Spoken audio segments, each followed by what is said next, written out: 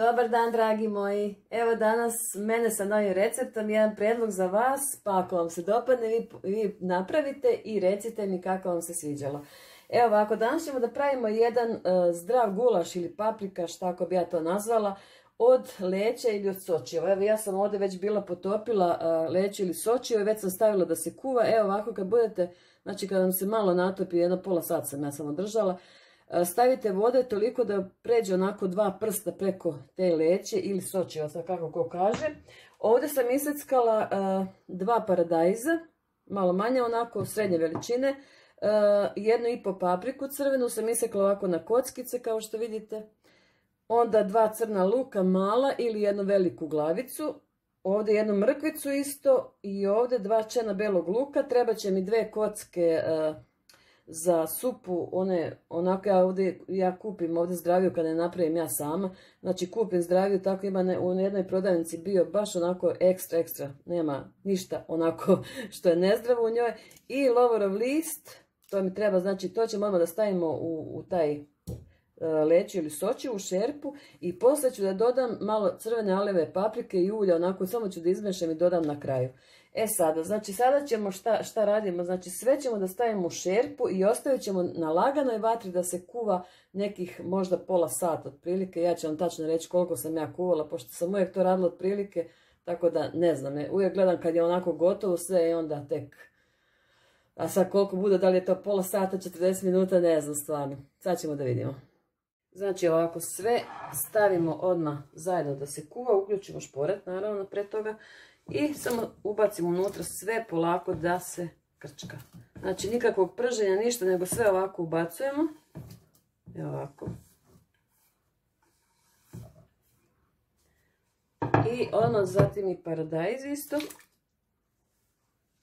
I odmah ćemo stavimo i ove kockice i lovorov list. I sad to samo onako malo ostavimo tako, promešamo, možemo i primešati, evo ovako.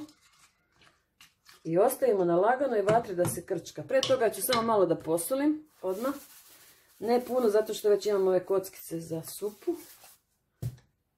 I kao što kažem, ostavimo da se kuva. Vidimo se posle.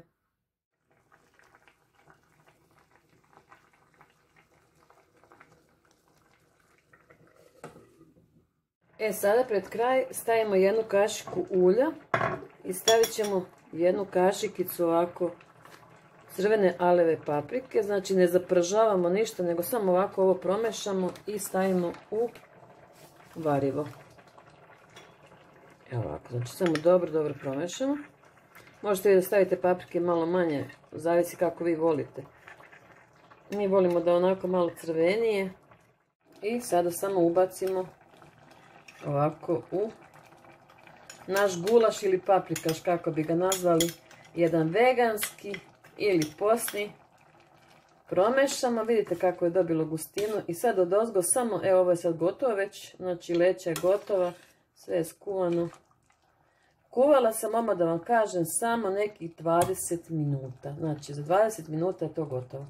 Evo ovako, ovo ovdje da vam ne ostane sad unutra u ovome ovako crveno, samo sipate malo od ovog. Ovako. I sad uz ovaj gulaš ili paprikaš možete da jedete sa rižom, možete sa krompirićima, možete kako god, a možete samo ovako, znači nebitno je skroz kako ćete, važno da se jede nešto zdravo. Eto toliko, dragi moji, za ovaj put i za ovaj video. Nadam se da ste zadovoljni sa mnom. Ako ste zadovoljni, znate šta treba da radite. Da lajkujete, da komentarišete i da probate ovo što ja kuvam, jer je jako ukusno. Znači, toliko, budite mi srećni, zdravi i veseli. Ljubi vas i voli vaša Rajka Radolina. Ćao, do sljedećeg puta. Ćao.